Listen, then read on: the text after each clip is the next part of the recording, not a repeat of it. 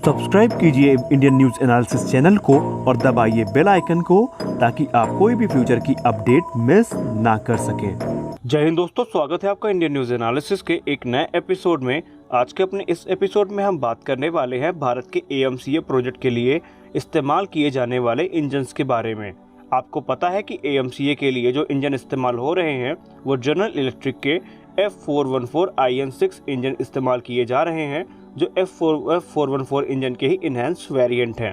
और अभी हाल ही में इंडियन एयरफोर्स और ADA ने ये बात क्लियर कर दी कि AMCA के 2 वेरिएंट भारतीय वायुसेना के लिए बनाए जाएंगे, जिनमें से पहला AMCA Mark 1 होगा और दूसरा होगा AMCA Mark 2। एक तरफ जहां AMCA Mark 1 एक 5th जनरेशन फाइटर एयरक्राफ्ट होने वाला है, वहीं AMCA Mark 2 5.5 जनरेशन का एक फाइटर एयरक्राफ्ट होने वाला है। तो ऐसे में यहाँ पे जो जनरल इलेक्ट्रिक के F414 IN6 इंजन है, ये भारत के इस समय जितने भी प्रोजेक्ट हैं ऑनगोइंग, जैसे कि तेजस मार्क 2 हो गया, तेजस का हमारा जो इनहैंस वेरिएंट है जो तेजस मार्क 2, और वहीं AMCA के साथ साथ भारतीय नौसेना के लिए जो twin engine deck based fighter बनाए जा रहे हैं, उन सब में इन्हीं इंजन्स का इस्तेमाल किया जाना है। तो ऐसे में अभी भारतीय वायुसेना ने ये क्लियर कर दिया है कि तेजस मार्क 2 के लिए IN6 इंजन को इस्तेमाल नहीं किया जाएगा, और तब तक नहीं किया जाएगा जब तक जनरल इलेक्ट्रिक टेक्नोलॉजी ट्रांसफर पर विचार नहीं करती है। भारतीय वायुसेना और भारत की ADA ने ये क्लियर कर दिया है, भारत सरकार ने ये क्लियर कर दिया है कि अगर ये कंपनियां भारत के साथ टेक्नोलॉजी ट्रांसफर नहीं करती हैं तो फ्यूचर में हमारे जितने भी स्टेल्थ फाइटर प्रोग्राम हैं उनमें इनके शामिल होने के चांसेस बहुत कम हैं। ऑप्शन के तौर पर इस समय भारत के सामने जनरल इलेक्ट्रिक का F414 IN6 है और यूरोजेट 200 इंजन्स हैं। लेकिन इन इंजन के साथ बेसिक प्रॉब्लम ये है कि इन इंजन को इस हिसाब से डेवलप नहीं किया गया कि ये अपने हीट सिग्नेचर को रिड्यूस कर सके, और एक 5th जनरेशन फाइटर एयरक्राफ्ट में उसका इंजन एक बहुत ही महत्वपूर्ण पार्ट होता है जो कि उसके सिग्नेचर को कम करने के लिए ज़रूरी होता है।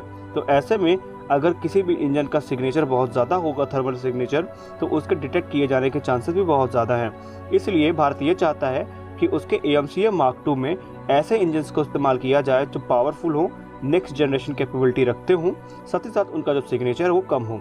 और इसके लिए भारत चाहता है कि विदेशी कंपनियां भारत के साथ मिलकर के ही जॉइंट वेंचर में इस तरह के इंजन को डेवलप करने में भारत की मदद करें। अब बात करते हैं कावेरी प्रोजेक्ट के बारे में। अगर इंजन की बात की जाए भारतीय वायुसेना में और कावेरी प्रोजेक्ट का नाम ना लिया जाए तो ये एक बेईमानी होगी। अभी रिसेंटली एक खबर निकल के आई थी जिसमें ऐसा कहा जा रहा था कि DRDO एक नए इंजन पे काम करने वाला है, और कुछ डिफेंस एक्सपर्ट्स का ये मानना था कि ये जो नया इंजन है कुछ और नहीं बल्कि कावेरी का ही एक दूसरा वर्जन हम कह सकते हैं। लेकिन इस पे अब अभी तक कोई खास पुख्ता सबूत हमारे पास नहीं आए हैं कि कावेरी इंजन बन भी रहा है या नहीं बन रहा है। तो ऐसे में भारत के सामने ये एक दुविधा का विषय है कि अभी भी हमको अपने फाइटर जेट्स के लिए जो इंजन है उसके लिए हमें दूसरे देशों पर डिपेंड होना पड़ रहा है, और ये किसी भी देश की वायुसेना के लिए इससे बुरा सपना नहीं हो सकता कि उसके फाइटर जेट का जो सबसे महत्वपूर्ण हिस्सा इंजन है वो भी हमें बाहर से अगर इंपोर्ट करना पड़े। अब अगर बात कर ले AMCA Mark 2 की, तो अभी इस पर कुछ लीक्स भी निकल के आई हैं। AMCA Mark 2 को लेकर के अभी ऐसा कहा जा रहा है कि इसके जो एवियोनिक्स होंगे, इसके जो सेंसर्स होंगे, वो एक 6th जनरेशन फाइटर एयरक्राफ्ट के होने वाले हैं, और इसका जो वेपन होंगे उनमें भी हमें शायद जो लेज़र वेपन्स हैं उनको वो देखने को मिल जाएं।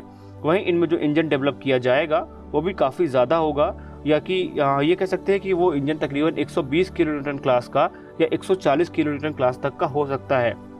लेकिन इस पर भी कोई पुख्ता अभी खबर निकल के नहीं आई है। आपको क्या लगता है, क्या भारत सरकार को अपने इंजन डेवलपमेंट पे ज़्यादा ध्यान देना चाहिए बनस्पत की दूसरे इंजन पे हमारी जो डिपेंडेंसी है वो बढ़े? आप अपने विचार कमेंट सेक्शन में ज़रूर बताएं। तो मिलते हैं अपने अगले वीडियो में।